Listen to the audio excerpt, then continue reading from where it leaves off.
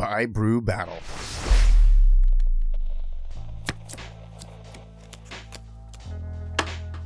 Welcome to the Precon Live podcast, where we solved the pregame Rule Zero talk. We just don't have them. Instead, we level up basic Magic the Gathering pre-constructed decks in a competitive league setting. Everyone starts on a level playing field with an unaltered precon. Each player brews a budget upgrade path to level up their deck over a 10-week season in a quest to earn the most wins. Take it and break it on a budget. I'm Clutchness. I'm Grumpy Chris. And Saki Juicebox. Welcome to the podcast. Pass priority. Well, the new season started. This is season 6. We've upgraded to 12 people. And me and Sake and Clutchness are here to talk about, well, we can talk a little bit about how our first games went and what we're planning to do the first week. We're here to give feedback to each other, hopefully not too harsh. I will attempt to hold my tongue. And we will... And so let's go ahead and get started. Who is willing to jump out in front of that bus? Well, I could go ahead and talk about what I'm doing here. I'm playing the new precon from the Caverns of Ixalan, Blood Rites, with the Commander Clavileno, First of the Blessed. Hashtag blessed. He's a 2/2 vampire legendary cleric. When you attack, target attacking vampire that isn't a demon becomes a demon in addition to its other types. It gains when this creature dies, draw a card and create a tapped 4/3 white and black vampire demon creature token with flying. Yeah, this guy, he's interesting. It's obviously a pretty standard aristocrat format. They really grabbed a lot of the best vampires that they could for just the basic premise of get your vampires out, attack, turn them into demons, and use, the flying power to just take everybody down. So it's entirely a creature-based aggro deck. Evasion flying is really good. So basically, it's got a wall of text on it, but basically you're just trying to turn your creatures into demons. Demons, yep. And then get them to die so that you can draw a card and that's right. Get through your deck quicker. And then you get these 4/3 flying demons that are vampires. Yeah. Okay. They come out tapped, which makes the deck a little bit slow. You don't initially, get them as blockers. You do have to wait for them. 3-drop. So that's good. 1 black, 1 white, 1 other. Yeah, he's pretty light on his feet, so he's easy to get out. If you get out a vampire first turn, second turn, get him out third turn, you immediately have the demon dot on your first vampire. It's pretty easy to get that first. And even the second dot, get another vampire out there and get it ready to die. The deck has about 5 or 6 different sack outlets to try to get you, the opportunity to sack your vampires when you want, instead of just waiting for someone to kill them or block, because, it's never guaranteed that they'll actually block and kill the vampire. A lot of times they'll just take it in the face. Okay, so what's your ideal first, 3-4 turns? What kind of things would you be wanting to do? Well, obviously in white and black, it is light on the ramp. You don't have green and you don't have the velocity of red. So you really need, mana rocks and enough land to operate at least Clavileno. My first game of the season last night, I only got 4 lands the entire game. I missed all of my land drops after the 4, but I operated the entire deck for 2.5 hours off 4 mana. Wow. Okay. Wow, that's pretty impressive, though, that it held up. Yeah, it was actually, I was the first one dead because I was, I guess, that threatening. Because he does kind of, it's like, it's a little 2/2 vampire. And then all of a sudden it's like, I'm swole and I'm flying. And they have some vampires in here that benefit from getting killed or can come back easy, like Bloodghast. I think that's in there. Wow, Bloodghast is in the precon? Yeah. Okay, so he's a 2/1 for 2 black, can't block vampire spirit. And he gets haste as long as an opponent has 10 or less life. But it has landfall. When a land ETBs under your control, you can return it from your graveyard to the battlefield. Wow. And I had a sack outlet that made demons every time I killed a vampire. So I would kill him, and I had the land drops. So I killed him, next round, land drop, pops back out, kill him, land drop next round. So it worked really well. You ran out of lands, it sounds like. Yeah, exactly. Huh. It didn't actually work after that. And how many lands is the deck running? 37, it looks like. 37, yes. Yeah. 37. Well, that's about right. It is And about right. It is. I think it was my shuffle. so I Probably. recommended this deck to you. And the reason I recommended this deck to you is because it deals so well with board wipes. It's like white black is so good at dealing with board wipes and taking advantage of board wipes that you can just play your own. Absolutely.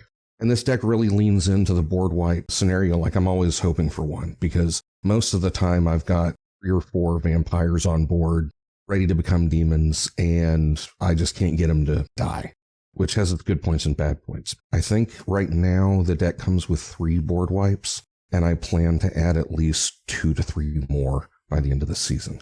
Tell us about what you're adding and what you're pulling this week. What's your upgrade path for this week? So, before we do, since this is our first episode, by the way, thanks everybody for joining us. But this is the way it works with Precon League. Each week, we can actually swap out up to 5 cards, up to $5 worth total. If you don't spend all of your upgrade budget, you can roll that over to the next week. So if I had $1 left over this week because I only spent 4, next week I have 6 that I can work with. The only thing that you can swap for free is basics. Like if you took out a bunch of red cards and replaced them with all white pip cards, then you could trade out some of your basics to mono fix. But if you remove a non-basic, that counts as one of your 5 cards. So each week, 5. What were you thinking, Dan, for your 5? I guess I'll go with stuff that I am adding in this week. First, in the 1 slot would be Vampiric Rites, the enchantment for 1 and a black to sacrifice a creature. You gain a life and draw a card. You know, this deck does have a little bit of draw built into the commander, but it never hurts to have a little more. I'm also going with probably Null Priest of Oblivion. It's a 1 black and 1. It's a 2/1 Menace lifelink, and it's got a kicker, 3 and a black. When Null Priest of Oblivion enters the battlefield, if it was kicked, turn target creature card from your graveyard to the battlefield. Obviously, just a little recursion wrapped onto a lovely little Menace lifelink for 2. Yeah, that's always good with aristocrats. This deck did come with Exquisite Blood, so I'm adding the least expensive combo piece for that, which is Marauding Blight Priest. It's 2 and a black. Whenever you gain life, each opponent loses 1 life.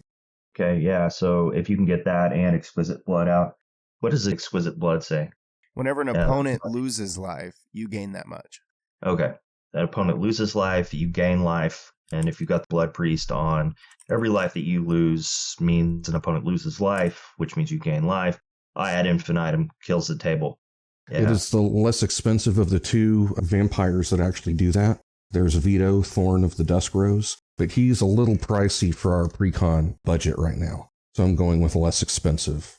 Also, as soon as I see Vito, I'm like, oh, kill it with fire. Blight Priest, until you pointed this out to me, I had no idea what that was. And it's a 3/2. So it's a pretty good attacker. If you got a lot of lifelink, it'll just becomes a little burn. Right? And it's 22 cents instead of $7. 22 cents. Oh, and again, like I said, I wouldn't know it. I wouldn't know it as a combo piece. Looks like it was printed in Jumpstart 2022 last.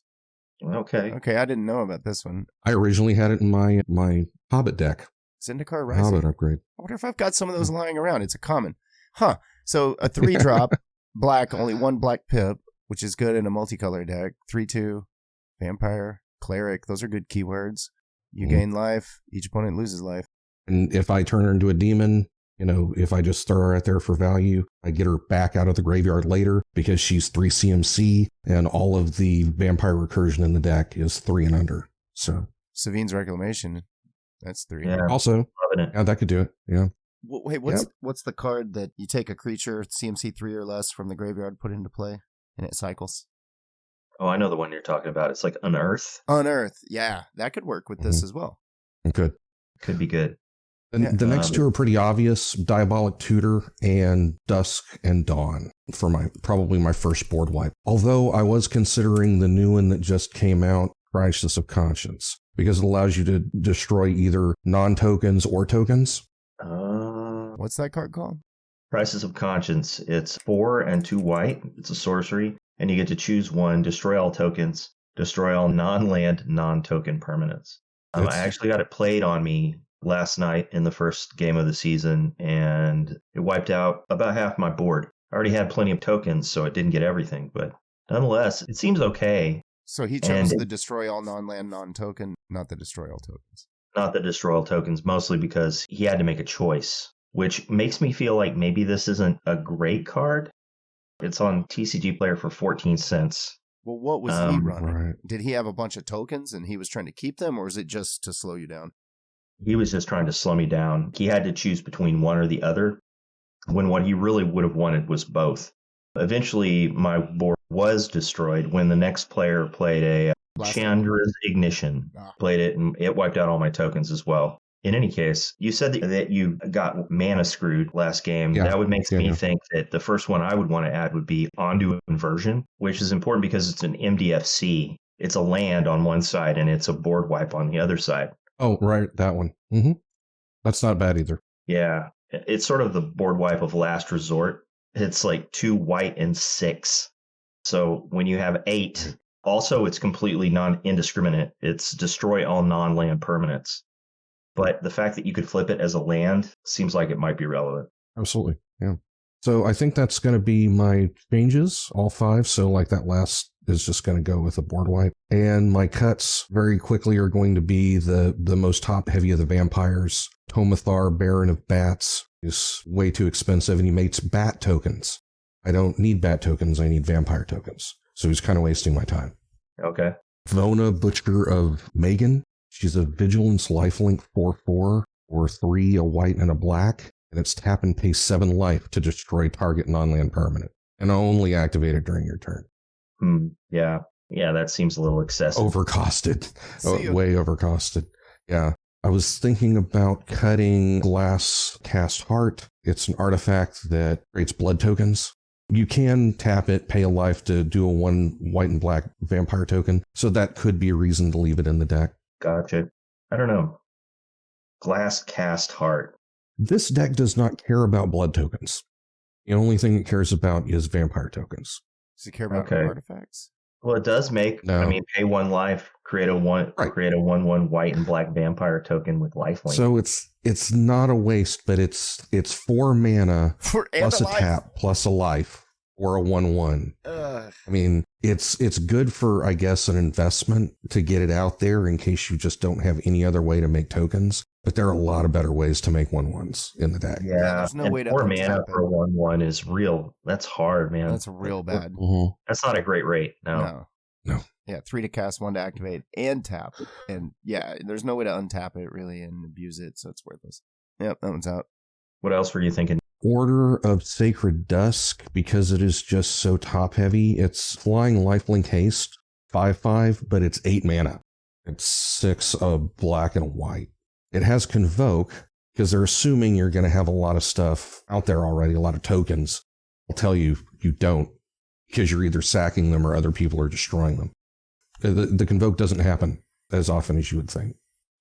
See, it has Exalted. And other vampires you control have Exalted. Yeah, so, that is pretty good.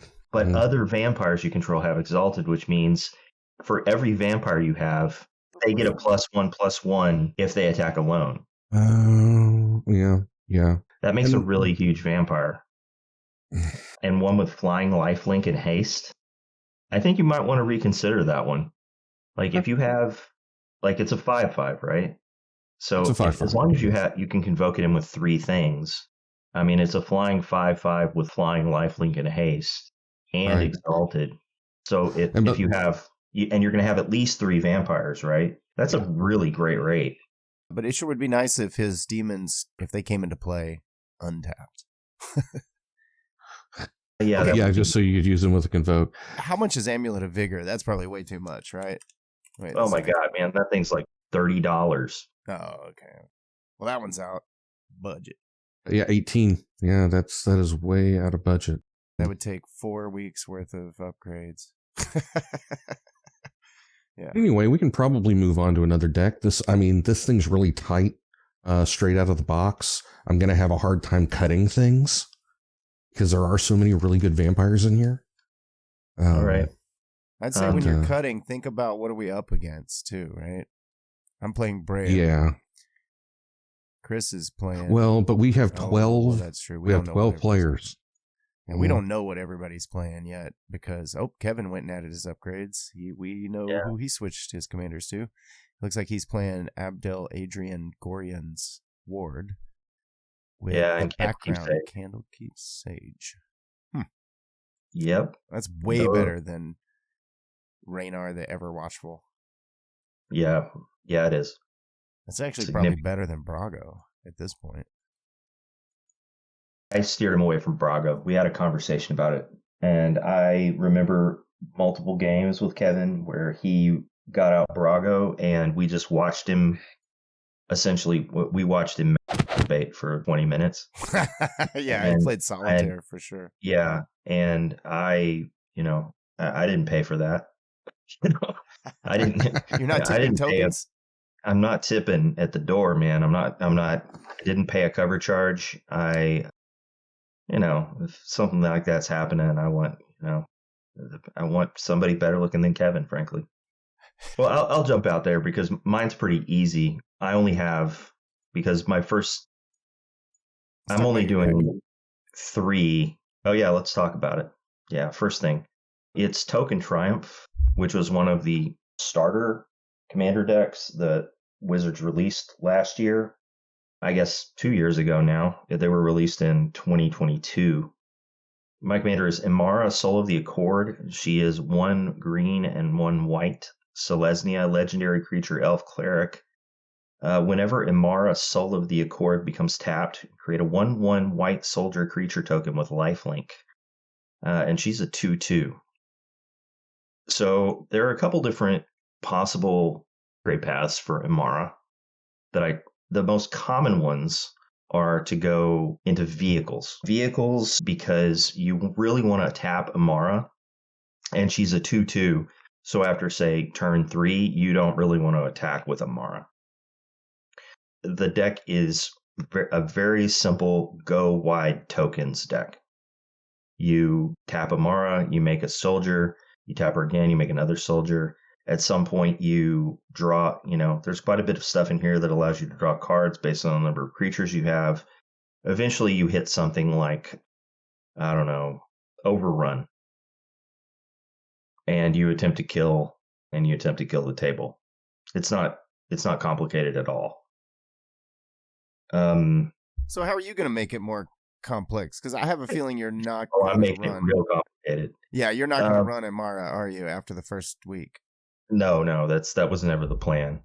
I am swapping over to Derevi Empyrial Tactician. I'm swapping out 3 plains and 3 forests, and I'm adding 6 islands. I've found that decks with a green base to them are much easier to add a color to. For obvious reasons, green is great at color fixing, and the deck has plenty of ways to fetch lands. It's surprisingly easy to add an additional color, as long as you have access to white or green in the base precon. So Derevi Empyrial Tactician reads is 1 white. He's Bant. Green, white, and blue. It's a legendary creature, bird wizard. She has flying. Whenever Derevi Empyrial Tactician enters the battlefield or a creature you control deals combat damage to a player, you may tap or untap target permanent.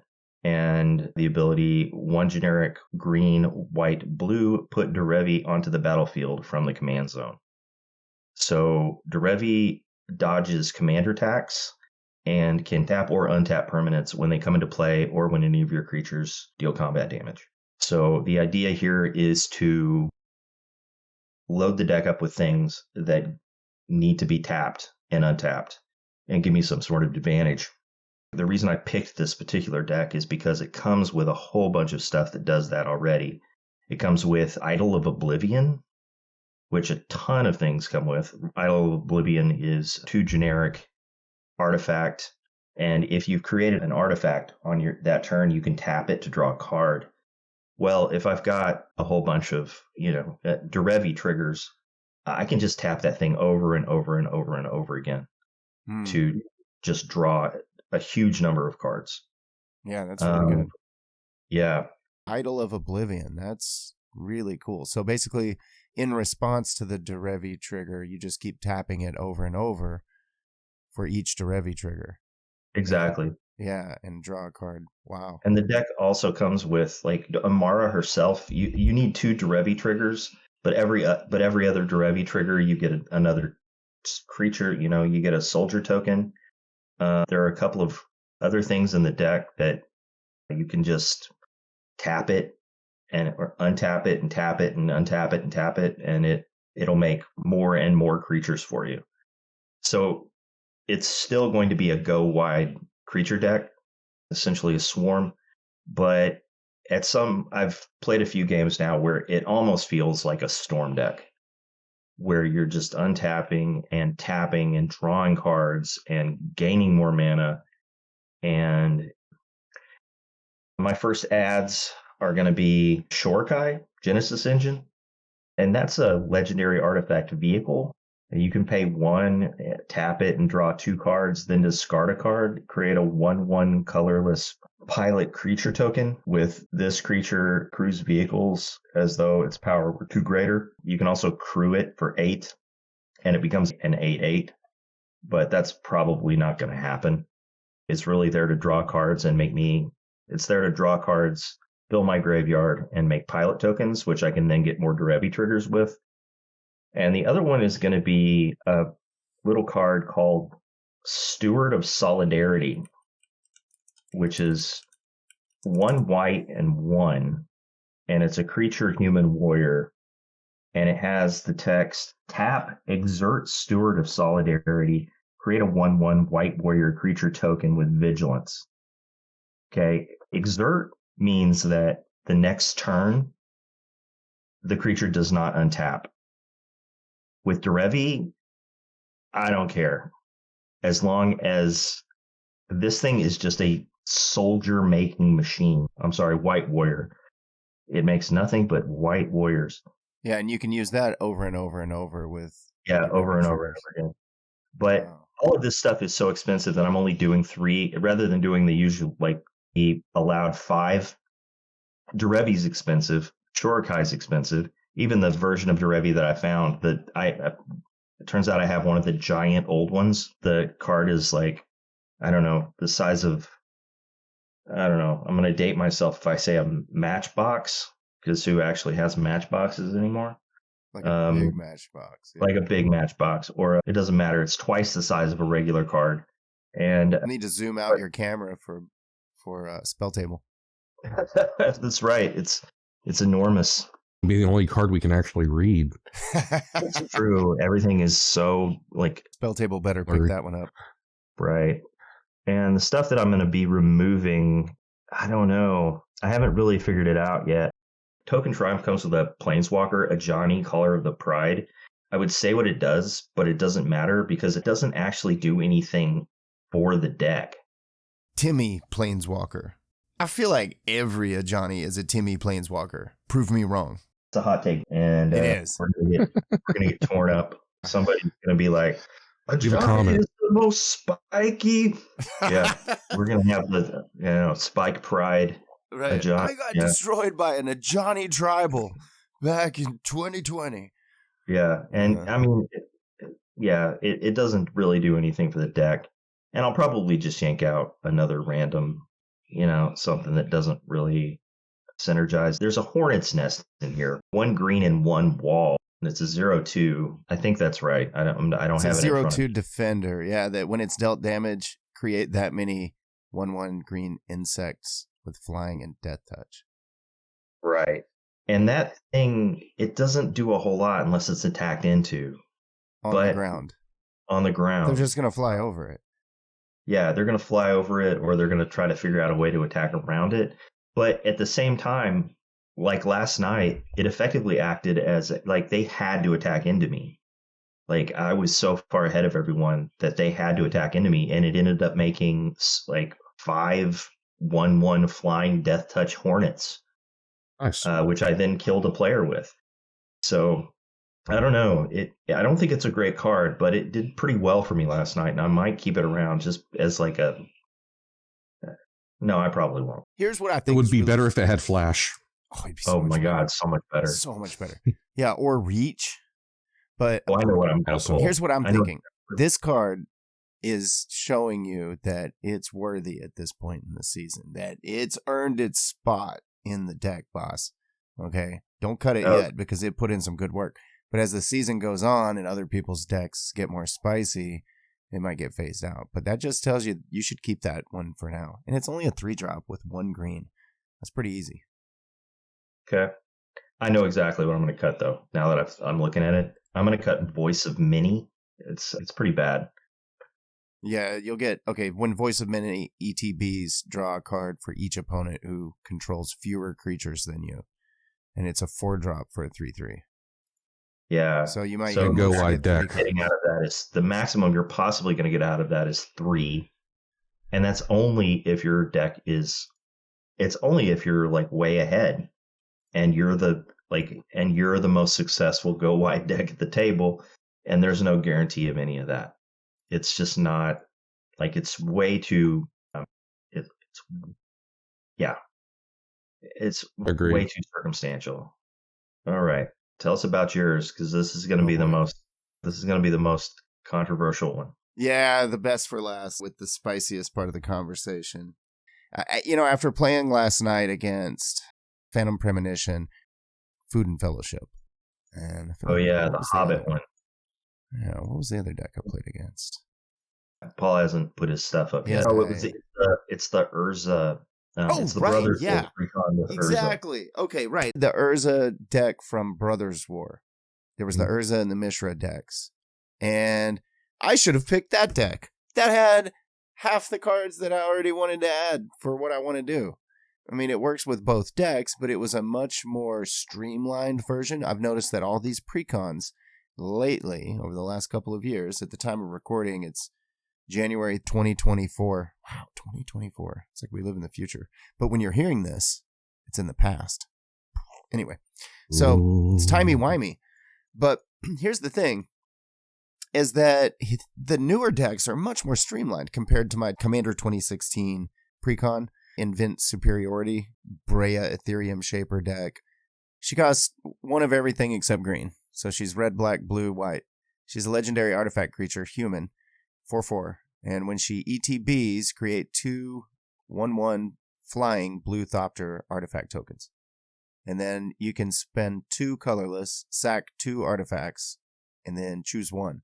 Either she does 3 damage to target player, or you gain 5 life, or one of my favorites is target creature gets -4/-4 until end of turn, which is great for when people play indestructible stuff. That Food and Fellowship, he was running Sam Loyal Attendant and Frodo Adventurous Hobbit. He was running these 2. And he was making so many tokens. And every time he gained life, he would get a card. And it was make a food, get a dude. Over and over and over. And I didn't really have too much going on. I did have my finger on a button to blow up the world. I got my Nev's disc and had that sitting out and made a deal with the Food and Fellowship player. He said that, hey, tell you what, how about don't blow up the world and I'll go ahead and attack the guy that was playing Urza, right? Which had the strongest position, 2 constructs with, huge creatures. I think there were 11/11s or 12/12s. So I noticed that this deck is definitely outclassed compared to the newer ones, but it does have some really good solid pieces in it, but it does need some love. Now I've noticed the older decks, they kind of give you 2 paths in the old decks. The newer decks, way more streamlined. This is what you're doing, and you get to take way more actions. The Urza deck I was playing against, not Urza Lord High Artificer, the other one from Brothers War. Anybody know the name of that one? No, but he's the one who makes constructs, right? Yes, he makes constructs. Yeah, he's the Esper one and the constructs just get bigger and bigger every construct you get, and every single artifact that you play. So he's got a lot of actions he's taking, and also the Food and Fellowship hobbits are taking even more actions. It was insane. So I know that I've got to get this deck online quickly. So right off the bat, it definitely has 2 paths to work with. One is make a bunch of tokens and go wide, or sack them for something cool. And then the other one is let's go sack loops. And so that's the direction that I'm looking, because it's got a lot of stuff ready to go for that. And what I'm looking at as far as upgrades, I was able to get it to exactly $5 budget using the TCG market price low. So the lowest TCG market price put it exactly at $5. So here's what we're thinking. All right. So based on playing Necron Dynasties in the past, I want to be able to use some of those loops that I had worked into it. Getting away from the mill, and I went a whole different strategy with Necron and really tried to bend that deck to my will. And I think I should have just played something like this. So Ashnod's Altar is a huge upgrade for this. And at current time of recording, $4.72 TCG market price. This is super cheap right now. That's why I had to add it this week. I really would prefer to add Nim's Death Mantle, but looking at the price, it's on the dip and it's coming back up, right? Looking at right here, the 1 month, this was the lowest, December 26th. And then it had a little spike. They always dip and then they start rebounding. All stocks and stuff do this. So it's on the rebound right here. That's going to let me sacrifice a creature for nothing, no tap or anything, just sacrifice a creature to add 2 colorless mana to my mana pool. And it's an artifact for 3. And that fits right into this deck. So with that and Breya, we can do some shenanigans. The other thing is that we're going to need some other things to be able to loop. And so we're going to need to be able to reduce the cost. We've got one cost reducer in the deck, but I'm looking at adding Foundry Inspector for 12 cents. Artifact spells you cast cost 1 less to cast, and that's also a 3-drop artifact. It comes with an artifact cost reducer. Is it Master of Etherium? Is that the one? Yeah. It's no, that one's getting cut. Etherium, or it's the Etherium Sculptor. That's probably it. Etherium. Something like that, or Aethersworn Adjudicator, one of those. It's Ether something. Yeah, Etherium Sculptor, that's it. It comes with Etherium Sculptor, a blue and 1 generic for an artifact creature, Vidalcan Artificer. Artifact spells you cast cost 1 less to cast, and it's a 1/2. So with cost reducers like this, I'm going to be able to do some crazy loops, but I do need 2 weeks of upgrades. So let me show you what else I've got for the upgrades for this week. Workshop Assistant. So this is going to go really well with Mirror Retriever that comes in the deck, and it's very similar. So this one is a 3-drop artifact creature construct 1/2, and it says when Workshop Assistant dies, good thing I got the Ashnod's Altar coming in. When Workshop Assistant dies, return another target artifact card from your graveyard to your hand. And then when it comes back to my hand, I can recast for cheap because of my cost reducers, and then try to sack it for 2 mana to the Ashnod's Altar. And then it goes to the graveyard, bring and get a card back, cast it for cheap, sack that one hopefully for 2. And I'm hoping to get the Mirror Retriever.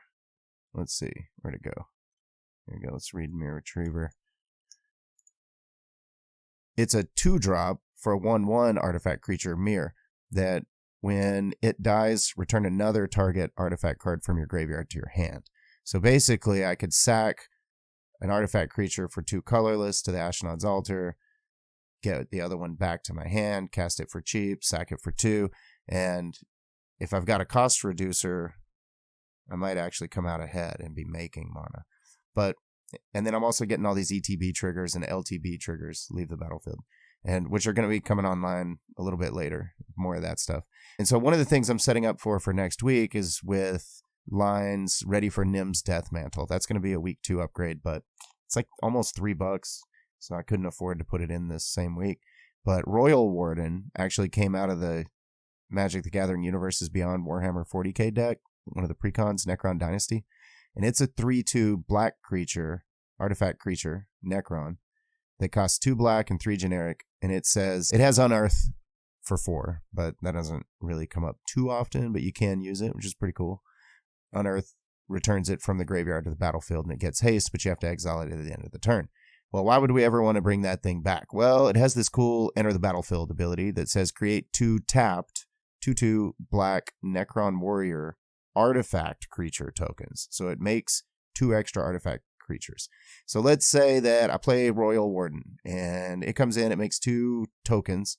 I could sack those 2 tokens and get 4 mana from my Ashnod's Altar. And so since it's an artifact creature, Workshop Assistant and Mirror Retriever actually bring it back. And then I had 2 cents left over, and that's only 4 cards. And I just could not sit with just 4 cards as an upgrade. It just felt like a waste of a slot. So I went ahead and I found a card for 2 pennies. And I had a couple of options. One was, the one that I eliminated as an option was for 1 penny market price, Phyrexian Ghoul. It's a sack outlet where you can just sack a creature and the Phyrexian Ghoul gets +2/+2. It's a 2/2 for 3 black creature, but I don't know. I'm going to use my commander as a sack outlet and Ashnod's Altar, so I don't really need that, but I had to find a card, so I went on TCG Player. Shout out to TCG Player. And I went on and just searched by price, the lowest price, and found anything that would work that I actually had in my collection. It was 2 pennies. Because here's the thought process. If I take out 4 cards, I still have that 5th card in the deck. If I wait till next week to take it out, that 5th card, that crappy card, comes out next week. But I could take out that crappy card this week and put something in that's slightly better, and then take out that card next week anyway. So, but at least then I have 1 game with 1 less really crappy card. But the card I added, that's just only because it's 2 cents and it kind of fits. Here we go. Let me get back to that. Surgical Skull Bomb. It came out of Phyrexia All Will Be One. And market price, 2 pennies. It's an artifact for 1 that you can spend 1, sack it, and draw a card. Ta-da. That's why I added it. And then also you could, has a second ability that you could spend a blue and 2, sack it, and return target creature to its owner's hand. Maybe I could use that to save one of my important key pieces that somebody's going to try to exile. Something like that. And when you sack it to return target creature to owner's hand, you even get to draw a card. So it replaces itself. So I figured this has got to be better than something in the deck. And the number 1 card that I take out of every precon ever is Temple of the False God. That's my most hated card of all precons. This message brought to you by sorry. Gotcha. Salt. So I'm taking out Temple of the False God and replacing it with Surgical Spell Bomb. It's got this curse of Vengeance. It only triggers if somebody loses the game. So that's terrible. I'm taking out Filigree Angel. It's a 8-drop. It's a 4/4 that has flying, and when it ETBs, you gain 3 life for each artifact you control. Seems pretty cool, but my commander gained me like 15 life last night. So, I don't know. I don't think I need it. And then it's an 8-drop, and it was just a dead card in my hand. And then we have Blinkmoth Urn. This one I was a little unsure about. It's weird. Okay, so it's a 5-drop artifact that at the beginning of each player's pre-combat main phase, if this artifact is untapped, that player adds a colorless to his or her mana pool for each artifact that they control. Now that's pretty crazy. And now I'm playing artifacts, but remember what I said earlier. I was playing against an Urza deck and a deck that made a ton of food tokens. So if I play this and I don't have a way to tap it down, sounds like it'd be great in an Urza High Artificer deck that's casual, I guess. But I don't have a way to tap it. So it just basically hooks up my opponents with free fuel. I also took out, the last card is Migratory Route. I know it has basic land cycling for 2, but all it does is create 4 1/1 white birds, and they're not even artifacts, and it's a sorcery, and so it's slow. I mean, it's basic land cycling. I would much rather have Foundry Inspector or Royal Warden. That's a 5-drop. I'd much rather draw Royal Warden than Migratory Route. Migratory Route is probably just there to fix your mana, and just they were just looking for something. Kind of what I'm thinking. And so I took out because it doesn't even make Thopters. If it made Thopters, it would make more sense to be in the deck, because then you could. Much more. Yeah, it would make a lot more sense. But the fact is that you're running a 4-color deck with minimal. Yes. Like you're running a 4-color deck with a precon mana base. Like you need to keep these things. The basic land cycling, and if you aren't going to keep it, then you probably need to replace it with something that will get you some sort of color fixing. Right. Like a Wayfarer's Bauble or an Wayfarer's Bauble. Although, I mean, this is fairly comparable to a Wayfarer's Bauble. You basically uncycle it for 2. Wayfarer's Bauble is 1. Wayfarer's Bauble puts it into Cost play. 3. But it does put it into play. It's actual ramp. This is just just puts the thing into your hand. But I think that's pretty relevant in a 4-color deck. Without green. I could see that. I'm considering it. Well, no, it's there so that if you've got 3 out of your 4 colors and you're strapped and you're trying to get Breya out, that you have that opportunity, right? Ultimately, it's there to get you your 4th land. It is. What I was considering is just aggressively mulliganing. That's what I was thinking I would need to do with this. Well, you're going to need to do that anyway. Even with like stuff that fixes to get 4 colors on a basic on like. I didn't have any trouble last game, but I mean, I guess maybe I got lucky. I don't know. I could have gotten lucky because I've been working on it alongside you. I must have goldfished this thing 50 times now, and I consistently have to mull down to 6 in order to get most of my colors, and that's with the basic land cycling stuff. Okay. That's not, I mean, there are some much even worse offenders in this mana base than the Temple of the False God. So that is pretty bad. It's so bad, and I've never had a good experience with it. By the time I get 5 lands, that thing's not relevant anyway. Does this have all the artifact lands already in it? It does. It comes with Darksteel Citadel and I think Seat of the Synod. So looking at what I took out, right? I took out a total here of 5, 10, 15, 18, 19 mana. Okay, 19 CMC, and I replaced it with 15. And then, so that brings the curve down, which helps me to take out, because it brings it down by 4 CMC, and I'm able to take out Temple of the False God. When I'm looking at the pips, I took out 3 white pips and 2 blue and a black. And I replaced it with 2 black pips. But there are only 4 swamps in the whole deck. I drew 3 of them last night. I guess I got lucky. And I kept drawing triomes and stuff like that. They all come in tapped. They're terrible, but they do get you the money you need. Even worse. Why are you even playing Royal Warden? Royal Warden is cool. Okay, so check this out. So we got Royal Warden with Nim's Death Mantle and Ashnod's Altar.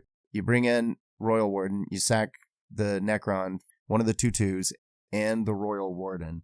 You get 4 mana. He goes to the graveyard, and then you Nim Death Mantle with the 4, and you bring it back, and then you basically get infinite tapped 2/2 black Necrons. You get the infinite loop, which is great with things I'm planning for the season, which would be like Reckless Fireweaver, Agent of the Iron Throne, stuff like that. Wait. You realize your commander does exactly the same thing for 1 less mana. You can sack to herself. You put the Nim's Death Mantle on her. You have out Ashnod's Altar. She creates 2 creatures, which you can then sack them and her. She comes back into play exactly like the Royal Warden.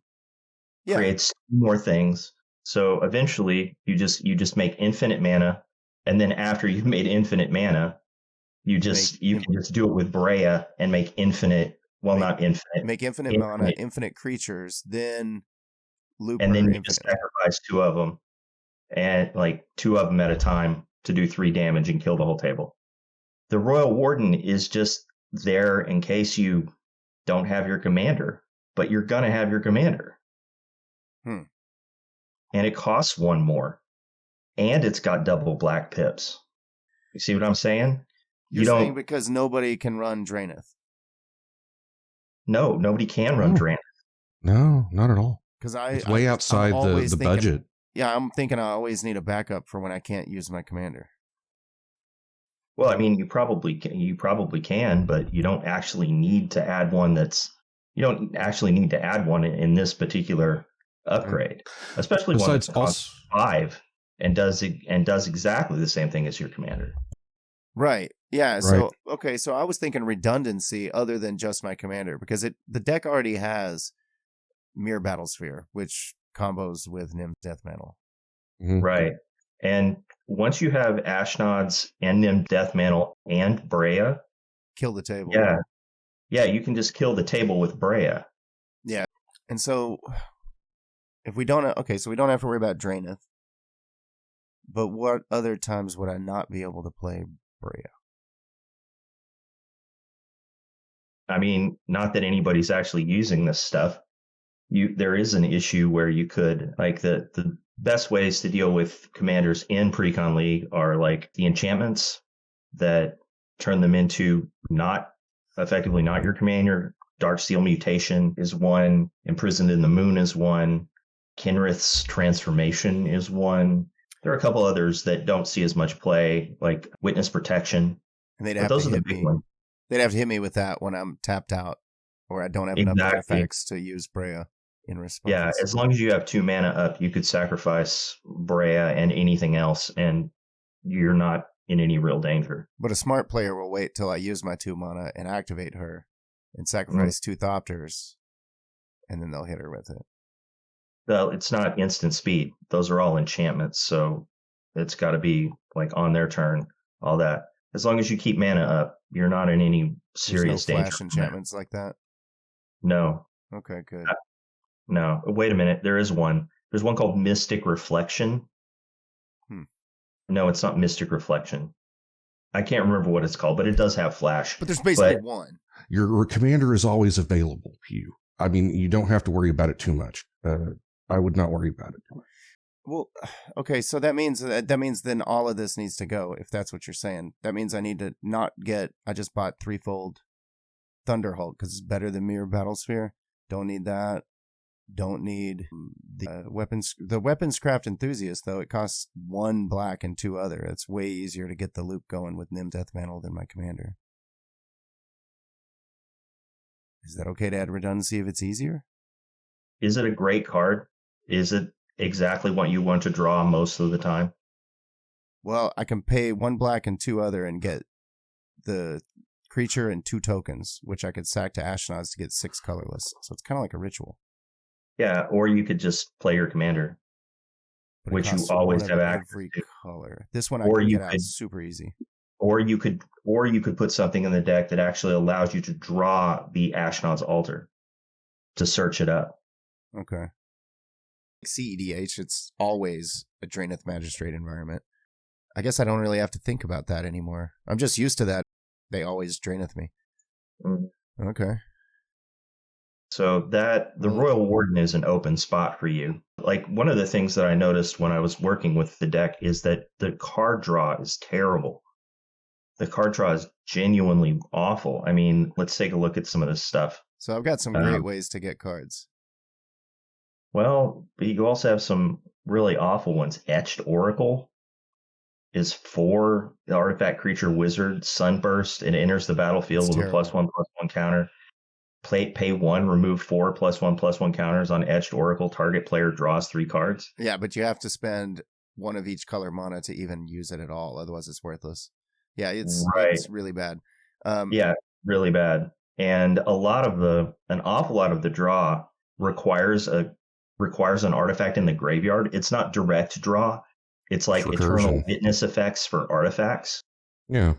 But there's no particular way other than Derevi Scrap Savant in the deck and read the runes to actually get... Oh, and Ancient Excavation. Okay, I'm sorry.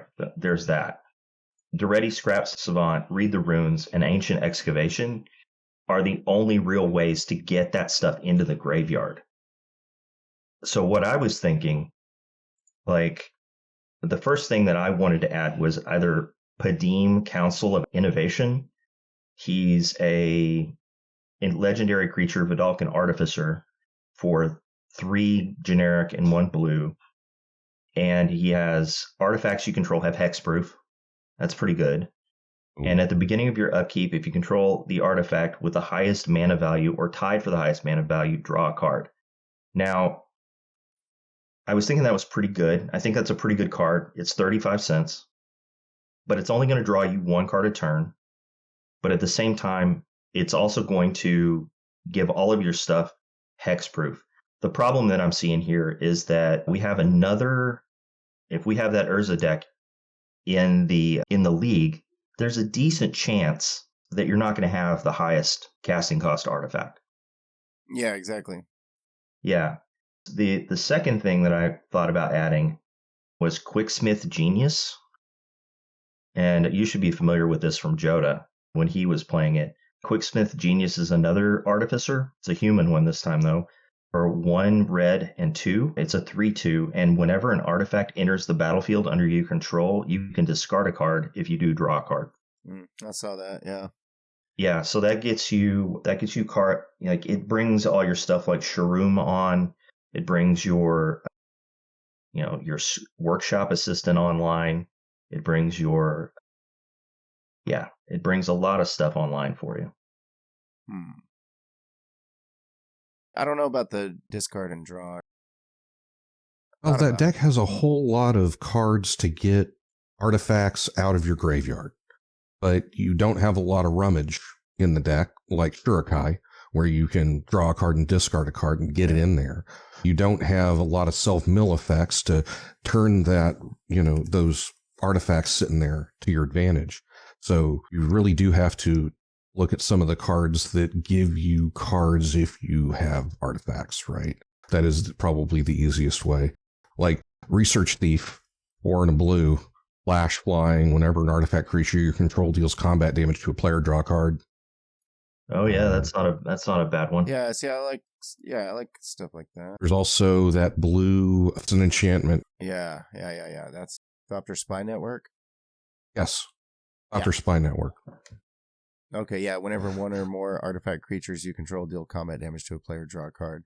In the beginning of your upkeep, if you control an artifact, get a 1/1 colorless Thopter with flying. Okay, yeah. I need to buy that one. Good. What's that cost? 22 cents. I need to buy it. All right. I think that's a great ad. Yeah, I need to buy one. It maintains your stuff. It gives you sackables. It does a lot of work. It certainly did a decent amount with Shurikai. Okay. So I could probably get that in by week 3, probably about the time it'll arrive in the mail. Maybe week 2 if I'm lucky. Okay. Well, right. Okay. And I think I want to talk about Surgical Skull Bomb here. Well, I only had 2 pennies, and it was better than Temple of the False God. That was a dead card in my mulligan. Okay. All right. It's like when I see that, it's like, well, looks like I get to mulligan. Great. So yeah, that card got tossed. But but if you're saving money by switching out your wasn't one of your cards more expensive than the others that you were switching out? The black card with the Necrons. I have one more card to throw out there for you, sir. Transplant Theorist. I gotta look this up. What's this do? It's 3 and a blue. It's a 2/4. Whenever Transplant Theorist or another artifact enters the battlefield under your control, you may draw a card. If you do, discard a card. It's anytime an artifact hits the battlefield. So it gets things out of your deck into your graveyard that you can recur. Something to think about. I like it. It's 10 cents. It's 2/4. It's 2/4. I think that the Quicksmith Genius does the same thing. You're right. It does. Whenever you cast an artifact. Well, this is when you cast an artifact versus when an artifact comes in the battle. Yeah. So any tokens that you get created also make this guy go off, which doesn't work with the Riddlesmith. Casting my commander makes it trigger 3 times. Exactly. That's true. Well, this says whenever an artifact enters the battlefield under your control. Quicksmith Genius, yeah. Oh, in the red. Right. The Quicksmith Genius. I forgot about him. Oh, I didn't even realize that there was a Riddlesmith. There's a Riddlesmith, in blue. Riddlesmith I was thinking about. Yeah, Riddlesmith is when you cast, but he costs 1 less. Mm-hmm. That is relevant. And he's 11 cents. Yeah, Riddlesmith, that's pretty good. Yeah, that's pretty good. All right, well, I think we've given you some stuff to think about. Yeah, I think so. Yeah, the last thing I was going to say, the piece you said about it didn't have card draw, the way you do it is with the Ichor Wellspring, something like that. There's a couple of those artifacts that when they enter the battlefield, there are 2 of those artifacts. There are 2 of them. There's the Ichor Wellspring and there's the there's the Solemn There's one that will the Mycosynth Wellspring, but it only gives you lands. Right, yeah. And so in my playtest, I was able to get to those, and I think that might be important, is getting tutors, like you said, or something to fabricate anything to get to it, just because then I can do the loops. And Fiddlebender, fabricate. I mean, blue has so much. The best one in this case is Moon Silver Key. Costs 2 and 1. Yes. Sacrifice Moon Silver Key. Search your library for an artifact card with a mana ability or a basic land card. Reveal it, put it in your hand, and then shuffle. So Moon Silver Key will either fix your mana. If you're really screwed and you don't have your fourth color, you can use it to go get something. And Ashnod's Altar is a artifact with a mana ability. Yeah, that's really good, and this is pretty cheap. Okay, that's good. Mm-hmm. It's a really good one. Yeah. So I'm gonna run some loops with Ruthless Technomancer, things like that, bringing stuff back over and over. Reckless Fireweaver triggering, Age in the Iron Throne, stuff like that. All right. Cool. Good stuff. So yeah, I guess we got some things to think about and work on for the next week. Week 2 should be interesting. I'm looking forward to it. Yeah, I'll finally have a combo piece. Oh, so weird playing a deck without a combo. Right? But that's the beauty of this league, right? You get to find the path, look for it, figure out how to upgrade your deck, make it something personalized but fun, a little spicy. Hey, so everybody join us next time to see how these upgrades fare in the next league match. That's all I've got. Pass turn. If we inspired your deck brewing ideas, help your friends. They might need it. Drop this on your favorite Discord. Tap that untapped like. Then we know you want more budget upgrade paths. This is Precon Life. Pass turn.